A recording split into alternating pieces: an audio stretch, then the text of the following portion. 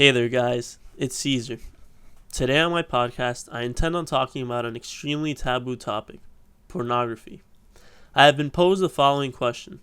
What effects does the viewing of pornography have on society? I have conducted extensive research with this question in mind and hope to provide an adequate answer while keeping in mind as many possible perspectives. Before we tackle the question, it is important to develop an understanding of the industry itself. Here are some staggering statistics to keep in mind. In the United States alone, the porn industry generates approximately $13 billion annually. Pornography found on the internet accounts for 3 of those $13 billion generated.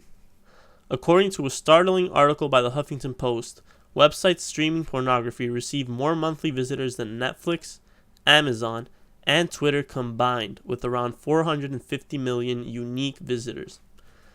Now let us commence by analyzing the root causes of this issue. We will take a look at both what leads people into the porn industry and what leads others to watch pornographic material. For the porn stars, as they are commonly known, the root causes are shocking. Contrary to popularly held beliefs, the majority of those who work in the industry are poor or working class women, a large percentage of which are minorities who, while children, were sexually abused. Those who reside in impoverished communities often are the recipients of lower quality education and consequently have fewer outlets through which to earn a living wage. Thus, it can be inferred that pornography is an industry which thrives off of the cycle of poverty. Incapable of finding better paying jobs elsewhere, these people who often come from marginalized communities turn to pornography in hope of a better life. However, with the exception of a few, most, especially women, continue to be exploited by the very same people who offered them a way out of the aforementioned cycle. Therefore, the cycle is merely perpetuated and other generations go on to similarly be exploited. Now that we have explored the root causes of those who work in the industry, it is time to turn our attention to those who consume the product. Why do people watch pornography? What is at the root of this? For most, in moments during which human relations for pleasure are not attainable, pornography offers an easily accessible alternative. However, those who are using pornography to meet their desires are often oblivious to the troubling aspects of the pornography itself as well as its effects on them. According to a study conducted by the University of Arkansas in which 304 scenes of pornography were analyzed, 88% of said scenes contained physical aggression and 48% contained name-calling.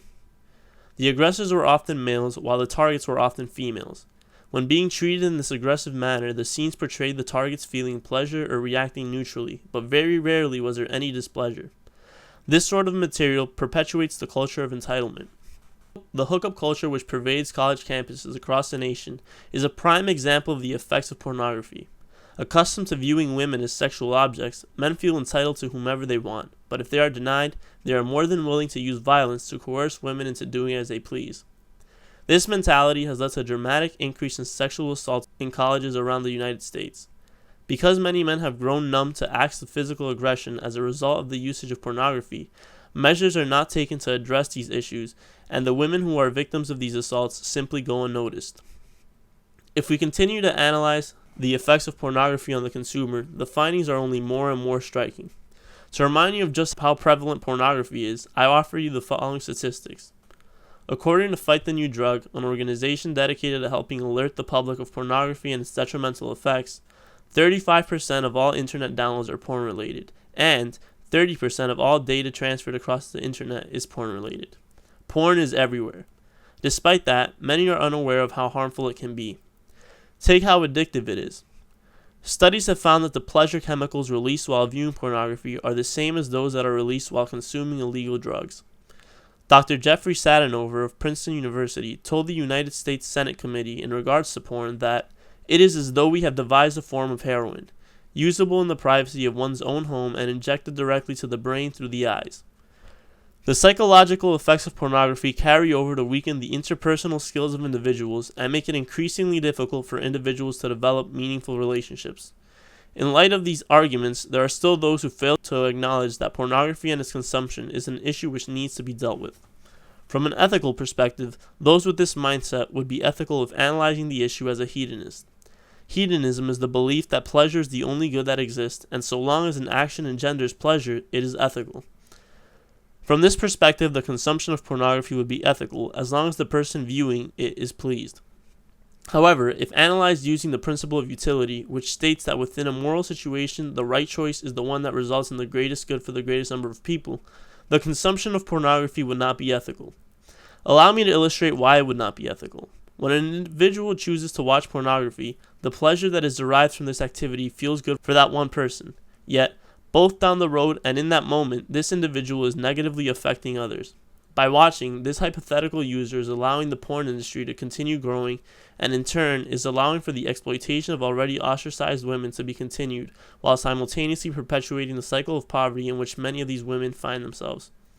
With all this information in hand, we must think of the best possible ways to address this situation. Due to the many detrimental effects pornography can have on its consumers, one suggestion would be that the government work to make pornographic material more difficult to access, especially for those who are underage.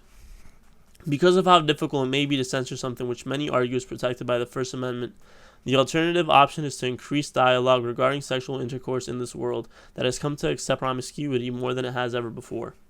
With a better understanding of sexual acts, people may come to realize that much of what is depicted in pornography is both unrealistic and degrading, and consequently, sexual assault and abuse may occur with less frequency. The previously mentioned Fight the New Drug organization is working to solve this issue.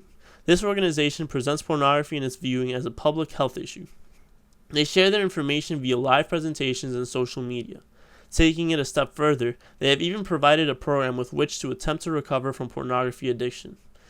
Because of how rife the use of pornography is in today's society, the effects of this particular organization working on this issue are not necessarily easy to notice.